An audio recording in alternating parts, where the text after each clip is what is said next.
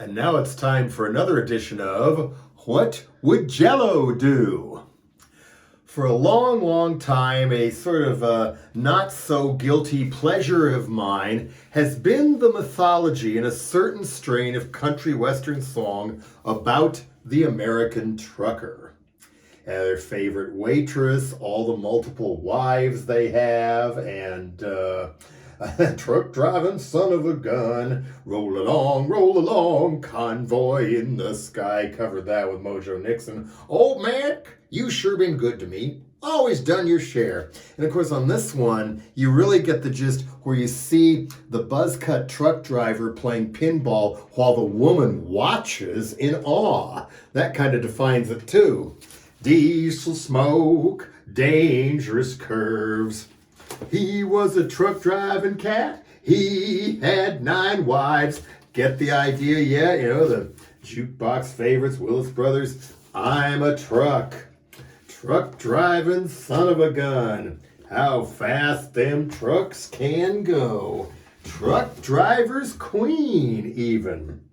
Well, that trucker has nothing to do with what has been going on in Ottawa in Canada, and they're trying to do on a much bigger scale down here. And what has been going on, there's a lot more going on up there than we have been told down here. This was not a trucker protest. It was a truck protest. Trucks as weapons. Think about that for a minute. Trucks as weapons. Like, kind of bad example, but what Al-Qaeda did with airliners into buildings. Trucks as weapons. They're only beginning to realize what they can do with this. 400 trucks, not thousands, but 400 of them come in and blockade downtown Ottawa, the capital in Canada, right up against Parliament Hill and the House of Commons and everything else.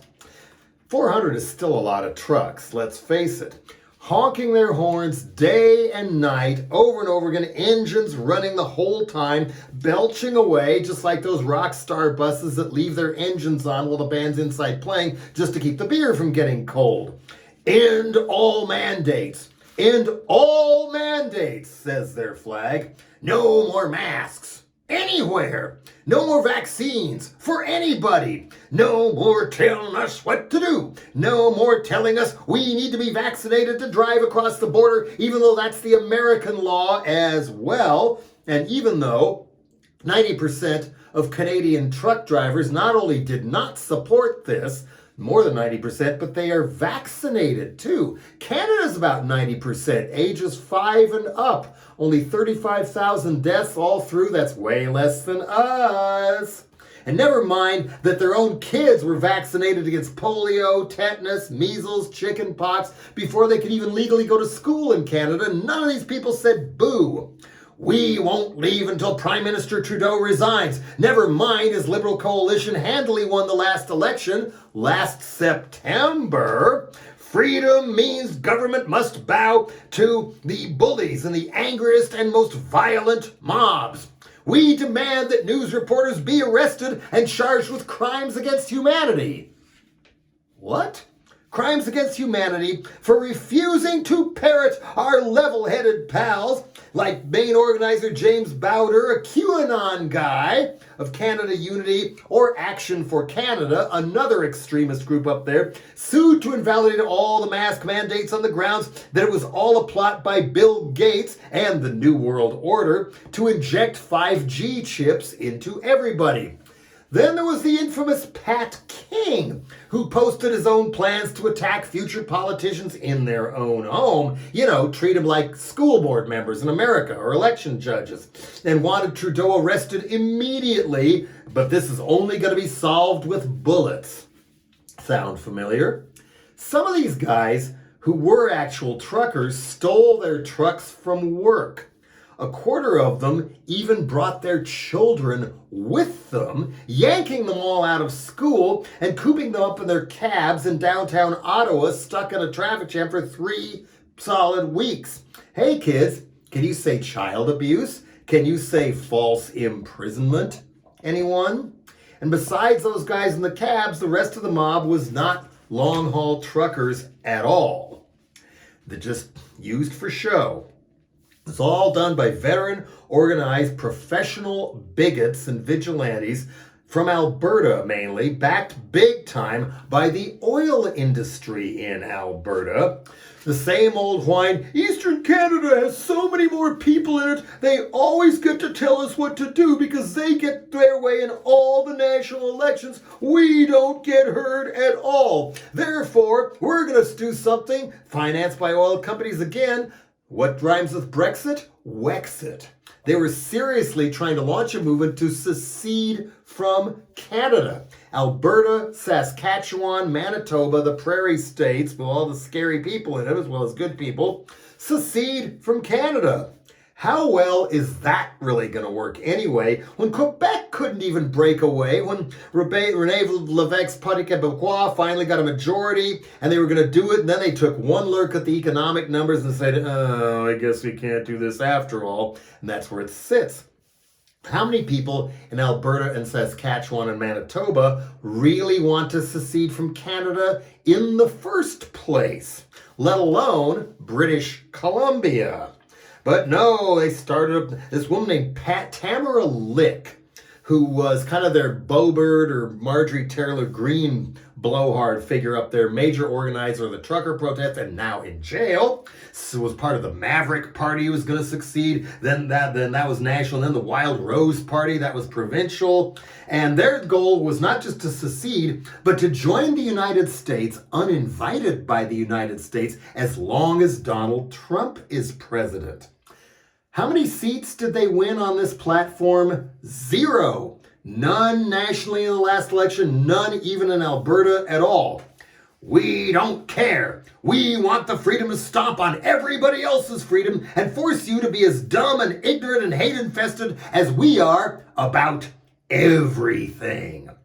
We want no more regulations on pipelines for the oil. No more regulations on oil tankers bonking their way through the inland passage off the coast of British Columbia, where another XL and Valdez could happen at any moment again and again and again. We don't care. We'll show you what freedom looks like by sitting here stuck in the mother of all traffic jams for almost a solid month. These growing legions of armed, militantly stupid, born-again subhumans never ceases to amaze me. He never ceases to amaze me. Who cares if it's 24 degrees below zero Fahrenheit? We're barbecuing in the street of Ottawa. We're putting up bouncy castles for the kids. An inflatable hot tub on Parliament Hill. And guess who gets to go in it? You can get your hair cut. You can get a shower. Somebody will do your laundry for you. Massages, meals, warm clothes, and plenty of porta potties. Got them all in. We got bands, we got one hate-spewing speaker after another, loud enough for all to hear. What about the people of Ottawa? What about the people who live right there in the apartment buildings on those very streets? They didn't ask for this. They didn't want this. No freedom for them. They didn't want to be trapped in their apartments with hundreds of loud truck horns and all day, all night loud engines running the whole time. So much diesel fumes in the air, you might as well be inside an indoor bus yard with all the bus engines running and all the doors closed. The Canadian Trucking Alliance, the main union, came out staunchly against these guys. So did the Teamsters, totally against. Of 180,000 truck drivers in Canada, 1/3 are estimated to be immigrants. In British Columbia, the truckers are 80% Punjabi, which might explain how rabidly anti-immigrant this particular crew occupying Ottawa was, and they were walking around with swastikas and even a Confederate flag or two in Canada. The people in the neighborhood were scared half to death to even leave their homes and their apartment buildings. It felt like January 6th right outside their front door, and they were Mike Pence. scared to go to the store, scared to go to the pharmacy when they needed the medicine, afraid of aggro protesters confronting them with racial slurs and not wearing any mask. And hundreds of low-paid service workers even lost 2 or 3 weeks' pay because of this, which they could dearly afford, because the businesses they worked in down on the ground floors, the restaurants, the stores, had to close because there were so many attacks inside the stores and restaurants on workers for wearing a mask. These aren't patriots. These aren't freedom fighters. They even stormed in and attacked and robbed a soup kitchen when some of them wanted some free food, and roughed up homeless people while they were at it. And one of the apartment buildings was, somebody tried to set it on fire one night while everybody was asleep upstairs. In Vancouver, they tried to block hospitals. And of all things, the people who stopped them was a brigade of people on bicycles. And all this time, they got the porta potties in, they kept getting gasoline in and stuff on wagons, whatever. Where were the cops? Where were the Ottawa police? The residents themselves had to form neighborhood brigades to block more trucks from coming in with their own bodies, which in America might have been a fatal mistake. Cops were just hanging out, not even issuing tickets, even though semis in that part of Ottawa is illegal. Some were even seen congratulating the protesters and egging them on, just like in Kenosha, Wisconsin. Was race a factor? You bet it was. Cops letting even sleds of gallon cans of diesel go by to keep them trucks roaring and those cab heaters on high. And when that didn't work and the cops started to crack down on the gas, they used their kids to go out and go get more gas. They even used the kids at the front of their barricade parade in Windsor, Ontario, across that big bridge from Detroit, just like Israelis complain Palestinians do in the occupied territories. Other cops admitted they didn't take any action because they were scared of getting the crap beat out of them. And they weren't used to this kind of violence or threats in Canada. Like, I don't think anybody should have to be. Organizers on the ground, said one, quote, appeared to have police, military, and survivalist training. In other words, militias. And same for the tow truck drivers. They were scared, they were afraid they were going to get beat up, and some of them were in cahoots, and every single city contracted tow truck company in Ottawa refused to tow any of the trucks. So scared of reprisals later when they finally had to tow those trucks away that the drivers were wearing balaclava masks and covering up the logos of their towing companies. That's what this is like. And of course, Donald Trump then calls all this a freedom convoy. Whose freedom? Come on and join our convoy, but not yours. That's no freedom there. We want the freedom not to be threatened by you. Come on. But they're urged on by the usual loony goons like DeSantis and Cruz and Rand Paul calling for a big truck driver attack on the Super Bowl, which nobody listened to him, thankfully. We just don't want trucks. We want families with vans. Families with vans. Kidnap your children. Make them break the law, too. Elon Musk, of all people, tweeted Canadian truckers rule. That's kind of a surprise, and a pretty ugly one. Maybe I haven't been following his vileness enough. I don't know. Of course, lots of money being raised openly on the air by Glenn Beck, Mike Huckabee, Ben Shapiro, Tucker Carlson. Their GoFundMe site got $10 million before GoFundMe themselves pulled it and sent back some of the money. So then they moved it over to another competitor called Give, Send, Go that trumpets themselves as a Christian crowdfunding site. And a place called The Intercept was able to hack into what was being sent there. 55% of the donations weren't even Canadians. It was Americans. Thomas Siebel, the tech zillionaire, again, I think Gavin Newsom's wife is maybe his niece, gave $90,000. Hundreds of known Oath Keepers popped up, and they were linked, of course, to anti-immigrant groups and an anti-Muslim hate group in Canada called the Soldiers of Odin. And, of course, Of course, who's going to jump in but our favorite pillow buffoon, Mike Lindell, who is driving a whole semi full of the best pillows you'll ever have up to the protesters, only to be stopped at the border because he wasn't vaccinated. What a genius. Now that they're getting them out of there, still trying to get them all out of there, removal of all those trucks and towing them and everything has cost the city of Ottawa and the government of Canada $15 million. That's on top of 50 million lost wages for auto workers who couldn't go to work because the factories didn't get their parts in Michigan alone, holding our economy hostage too, including the vast majority of truckers who never supported them, who had to take 4, 5, 6-hour detours just to get around that bridge out of Detroit, and then wait another 4 hours to cross into from Port Huron, Michigan, into Sarnia in Ontario. And on the other side, Ford had to shut their engine plant in Windsor too. GM shut their SUV factory in Lansing. Fiat Chrysler, who now does business as Stellantis, didn't know that one, shortened their shifts at several plants. $650 million worth of goods was blocked from entering the United States, and that was only February 10th. $50 million of auto parts. $1 billion a day blocked total both ways was one claim. $350 million a day on that Ambassador Bridge alone. So, unsurprisingly, once they're dragged out of their cabs and finally wake up from their fever dreams in jail, what do you know? Unlike here, where people seem to get away with this stuff, huge fines. Many are going to face the loss of their trucks if they own those trucks in the first place, loss of their driver's license, loss of their trucker permit, grand theft auto, anyone?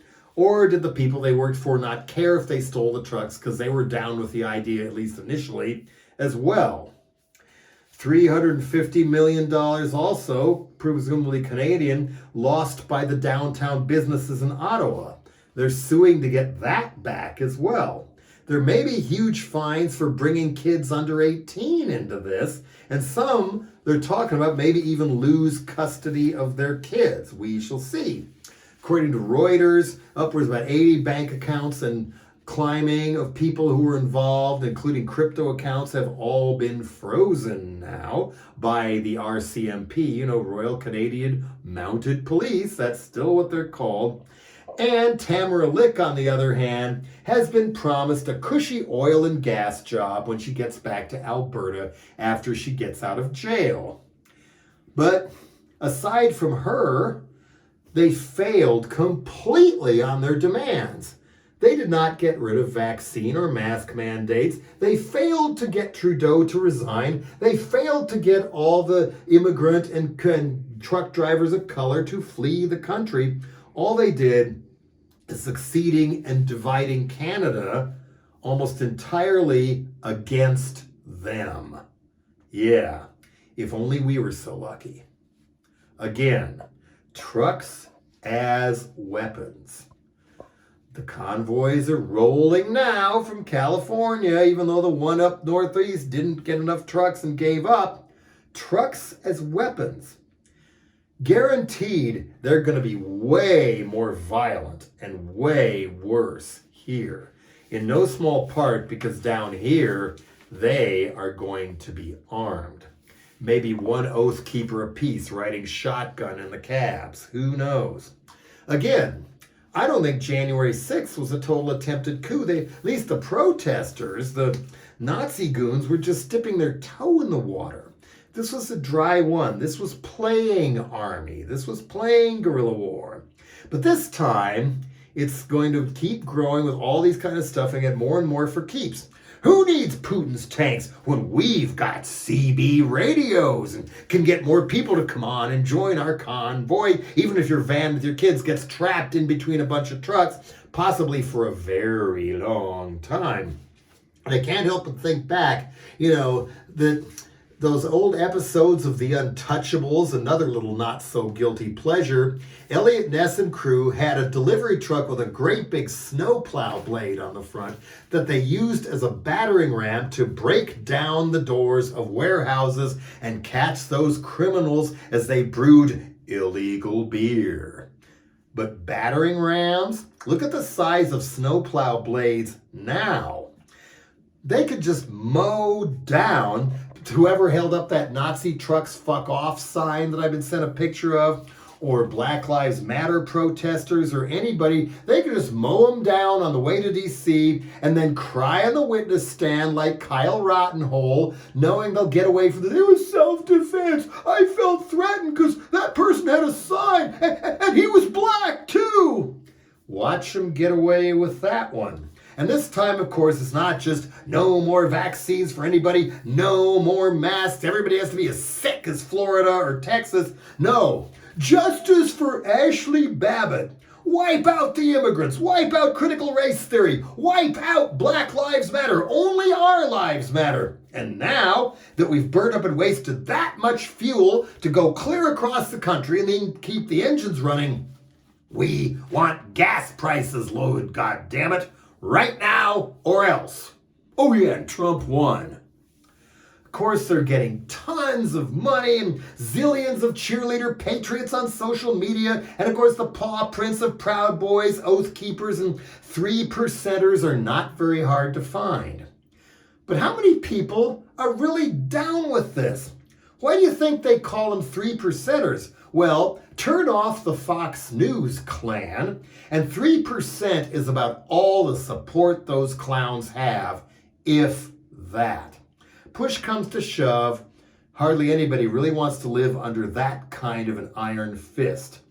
Therefore, right now, proactive Biafra, Biden and corporate McNews should go whole hog on the repugs and denounce any more attempts of revolution by pickup trucks with Trump flags running around playing Gestapo, Wild West, Mad Max, or what have you. Trump's even lost control of them now. They booed him when he told them they really needed to get vaccinated. You want to keep majorities in Congress this fall? Don't run ads saying, here's our nice little mealy-mouthed corporate liberal, vote for them. No.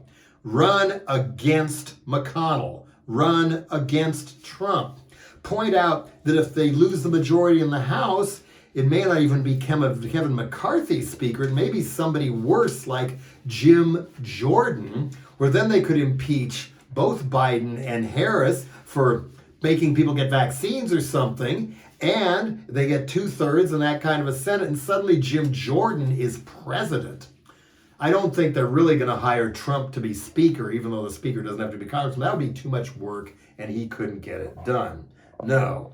That's who they should be running against. National ads. They missed the Super Bowl, but there's plenty of other football, baseball games, 4th of July, whatever. National ads just saying, you're sick of these people? Vote Democrat. You want Build Back Better? Build it back better. Vote for more people so Joe Manchin, the senator from coal, doesn't have veto power on the whole world's ability to survive climate collapse. These clowns can't pull off a full-blown coup anyway. Their ragtag militias running around playing army are nothing against real SWAT teams, if it comes to that. You really want to rumble, guys? How about taking on the Pentagon? That doesn't mean they ain't going to try, though. Like January 6th, the trucker attacks, the trucker sieges are just going to be practice, trial and error rehearsal for much, much worse, possibly all over the country in the fall. Oh, we're going to stop them. 700 National Guard have been called out. They're going to be walking around unarmed so they don't just drive through and drive up and drive their battering rams right through the doors of the Capitol. Wanna bet? Another thing they'll probably do is park their own semis, the dump truck ones, the long ones, that they parked across all the exit ramps in Denver to keep protesters away from the Democratic convention there when I was there, when they nominated Obama the first time. That's a tactic all over the country, and I don't think the trucks are going to try and drive through that. But all that accomplishes really is really screwing up the commute for all the innocent residents and workers of Washington, D.C. And what if they do break through, or break through the next time? What can you legally do? You can't just sic the army on them. That is unconstitutional, regardless of Michael Flynn calling for a military coup right now. Would the real Army, Navy, Air Force, Marines actually join Michael Flynn in a coup? The problem is we really don't know. How many more Michael Flynn's Oath Keeper members, since they recruit mostly out of the military and police departments, and worse, are already networking with each other as a fifth column inside the Pentagon, inside the armed forces, inside police and sheriff departments? I'm hoping not enough to make our lives that goddamn miserable, but that is what these people have in mind. Just think back to the coup, 73, I think it was, September 11th, where Salvador Allende, the elected president of Chile, was not only overthrown, but died in his office. The official line is suicide. I'm not sure I've ever believed that one. And of course, then they got decades of brutal, violent rule with all kinds of executions of prisoners and disappearances, torture, courtesy of Kissinger and Nixon's guy, General Augusto Pinochet. Hey, well, one thing not too many people remember is even though CIA was directly involved from the beginning because Allende wanted to nationalize copper mines and stuff, the rebellion against Allende began in major part with a truckers' strike. Truckers blocking highways, insurrection, trucks as weapons, and then other people went on strike and other people went on strike, having no idea they were being egged on to do favors for Nixon and the CIA. Ultimately, Pinochet died, so did democracy, and Chile was a horrible, horrible place while he ran. Well, this is the other part that scares me. Nobody like Pinochet exists here, does they? Well, you're looking at him. Michael Flynn. He doesn't just want a coup. He wants to be Pinochet. That's the end.